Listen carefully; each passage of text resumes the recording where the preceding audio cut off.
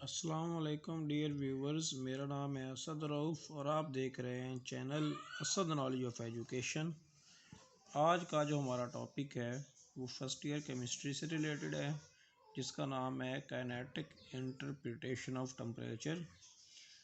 ये पेपर के point of view से बड़ा ही इम्पोर्टेंट टॉपिक है। तो हमने क्या करना है जी, टेम्परेचर और काइनेटिक एनर्जी के बारे में रिलेशन जानना है। इसमें काइनेटिक इंटरप्रिटेशन ऑफ टेम्परेचर का मतलब क्या होता है कि इसका मतलब है कि आपने ये जो टेम्परेचर दिया हुआ है, इसका रिलेशन देखना है किसके साथ, काइनेटिक एनर्जी के साथ। काइनेटिक इंटरप्रिटेशन ऑफ टेम्परेचर से मुराद क्या है, हमने काइनेटिक एनर्जी और टेम्परेचर का आपस में रिलेशन जानना है। तो कैसे जानते हैं, शुरू से हम स्टार्ट करते हैं इसको general gas equation kinetic equation से हम इसको स्टार्ट करते हैं। तो काइनेटिक इक्वेशन हमारे पास क्या है, हम अकॉर्डिंग टू काइनेटिक इक्वेशन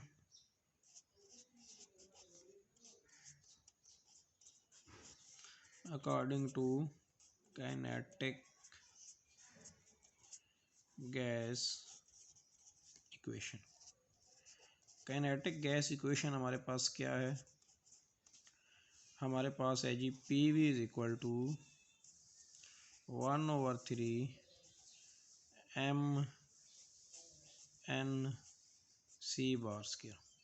ये जी हमारे पास काइनेटिक गैस इक्वेशन क्या है जी, PV is equal to 1/3 mN/c bar square. अगर हम इसमें बात करें कि इसमें पिछली दफ़ा भी, पिछले टॉपिक में भी जब हमने बॉयल्स लॉ को ड्राइव करना था तो हमने इसको इक्वेशन की राइट साइड को 2/2 से डिवाइड भी कर दिया था, मल्टीप्लाई भी कर दिया था। तो हम वही करेंगे फिर दोबारा ही। तो PV इज इक्वल टू आज हमारेगा, हमने इसको 2/2 से डिवाइड और मल्टीप्लाई कर दिया तो ये 1/3 mN/c बार स्क्वायर ऐसे ही आ गया। ये इन दोनों की हमने जगह चेंज कर दी थी, तो हमने लिख दिया था 2/3, ये 1/2 इधर आ गया mN/c बार स्क्वायर। अब ये वाला जो n है हम इसको ब्रैकेट से बाहर लेके चले जाते हैं, हम लिख देते हैं 2/3 n, अंदर हमने लिख दिया जी 1/2 mc बार स्क्वायर। अब जो 1/2 mc बार स्क्वायर है ये किसके बराबर होता है, हम इधर लिखते हैं 1/2 mc बार स्क्वायर। असल में यही हमारे पास काइनेटिक एनर्जी के बराबर होता है। काइनेटिक एनर्जी को हम केमिस्ट्री में हम के लिख देते होते हैं, काइनेटिक एनर्जी। तो हमने काइनेटिक एनर्जी वाली जो वैल्यूज़ है वो इसके अंदर पुट कर दी। हम लिखेंगे PV जो ऊपर से हमारे पास चलता आ रहा है वो हमारे पास किसके बराबर है, वो बराबर है ये 2/3 NE के, क्योंकि ये सारे का सारा फैक्टर हमने किसके बराबर कर दिया है, ये काइनेटिक एनर्जी के बराबर कर दिया है। तो हम इसको E के लिख देंगे, मतलब काइनेटिक एनर्जी। तो हमने सपोज कर लिया है कि जो नंबर ऑफ मॉलिक्यूल्स हैं वो हमारे पास जो n बराबर है जी, हमारे पास वो किसके बराबर है जी, Na के बराबर है। तो n को हमने किस में पुट किया, Na मतलब एवोगैड्रो नंबर के बराबर पुट किया। P बराबर आ गया हमारे पास 2/3 एवोगैड्रो नंबर मतलब NaE के। ये हमारे पास इक्वेशन बन गई। इस इक्वेशन में हम क्या क्या पुट करेंगे जी, अब एक और जनरल गैस इक्वेशन हम लेते हैं। अब general gas equation, general gas according to general gas equation क्या लिखेंगे आज, according to general gas equation. इस इक्वेशन को हम नंबर 1 भी कह देते हैं, according to general gas equation. हमने जनरल गैस इक्वेशन ली, जनरल गैस इक्वेशन के मुताबिक क्या था, वो था जी PV is equal to nRT for 1 mole of a gas, n is equal to 1 mole है जी, तो 1 मोल गैस के लिए क्या बनेगी equation, PV is equal to RT। इसको हमने इक्वेशन नंबर 2 कह दिया। अब इक्वेशन 1 कहें देखें, वो भी PV के ये वाला फैक्टर बराबर है, ये वाला फैक्टर भी PV के बराबर है। तो हम इक्वेशन 1 और 2 को कंपेयर कर लेते हैं। ठीक है, हम लिखेंगे compare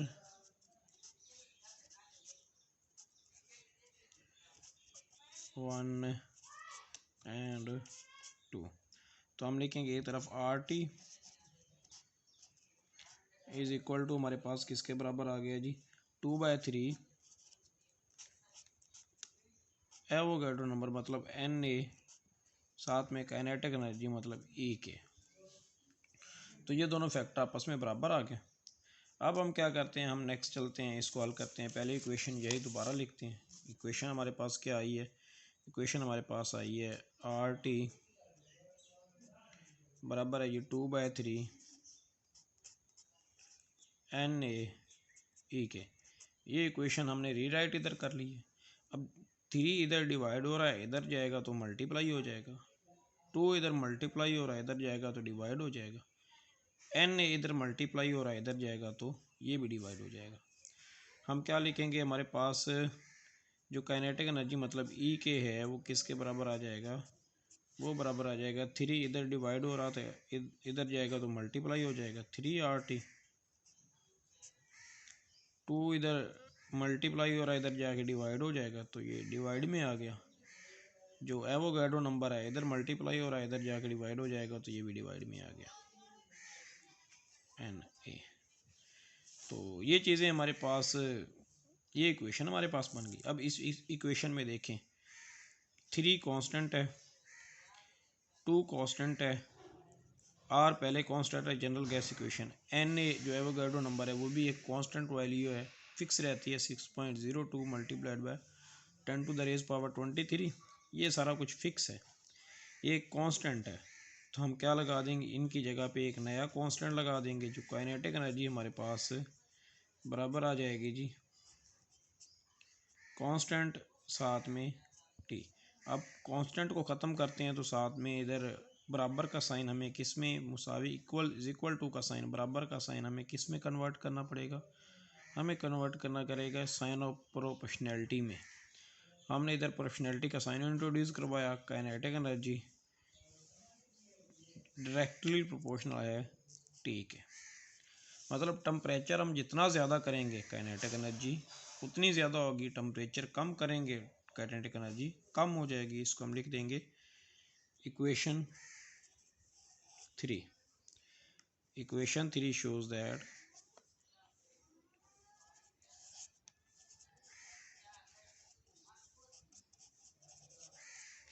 kinetic energy is directly related with, या directly proportional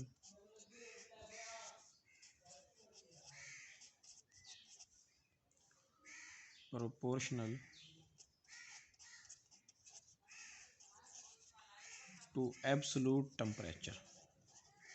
टेम्परेचर की वैल्यू हम जितनी ज़्यादा करेंगे काइनेटिक एनर्जी उतनी ज़्यादा हो जाएगी। टेम्परेचर की वैल्यू हम जितना कम करेंगे काइनेटिक एनर्जी की वैल्यू उतनी ही कम हो जाएगी। तो ये हमारी फाइनल इक्वेशन थी।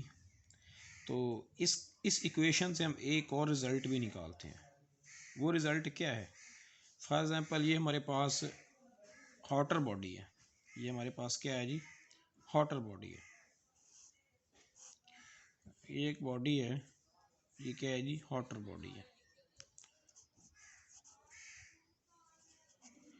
ये इसके साथ बॉडी एक टच है जो क्या है जी, कूलर बॉडी है, कूलर बॉडी है,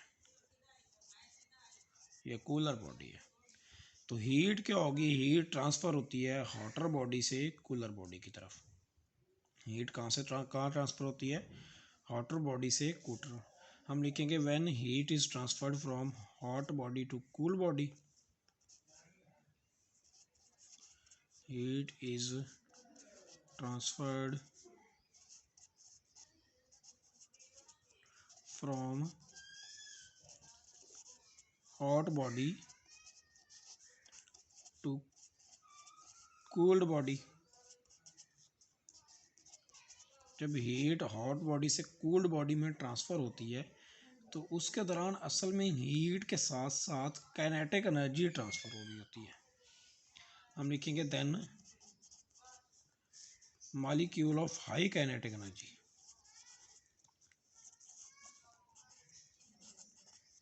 high kinetic energy is moves from hotter to cooler body।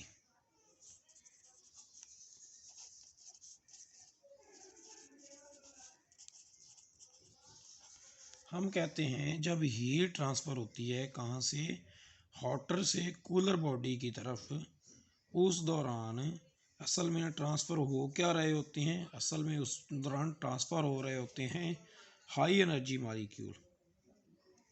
क्या? High kinetic energy molecule transfer हो रहे होते हैं किस से किस में, हॉटर से कूलर बॉडी में। जब हम कहते हैं कि हीट जो है वो ट्रांसफ़र होती है कहाँ से कहाँ, हॉट से कूल बॉडी में, गर्म से ठंडे जिस्म में, तो उस दौरान असल में हीट की शक्ल में क्या ट्रांसफ़र हो होता है, काइनेटिक एनर्जी ट्रांसफ़र हो रही होती है कहाँ से, हॉट बॉडी से कोल्ड बॉडी में। और ये प्रोसेस तब तक जारी रहता है तब तक जब तक एवरेज काइनेटिक एनर्जी दोनों बॉडीज़ की बराबर नहीं हो जाती। ठीक है, and this process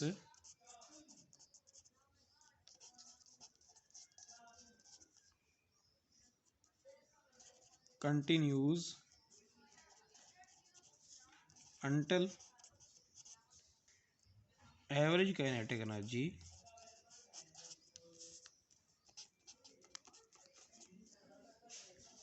of both the bodies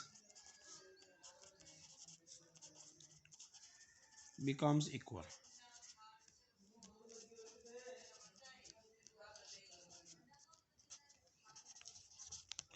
ये जो फिनोमिना था, ये जो अमल था कि गर्म बॉडी से ठंडे बॉडी की जिसकी तरफ ये जो ज़्यादा एनर्जी वाले मॉलिक्यूल्स हैं, ज़्यादा काइनेटिक एनर्जी वाले मॉलिक्यूल्स हैं, वो ट्रांसफ़र होते रहते हैं। ये प्रोसेस तब तक जारी रहता है, ये प्रोसेस तब तक जारी रहता है जब तक दोनों अजसाम की, दोनों बॉडीज़ की जो एवरेज काइनेटिक एनर्जी है वो इक्वल नहीं हो जाती।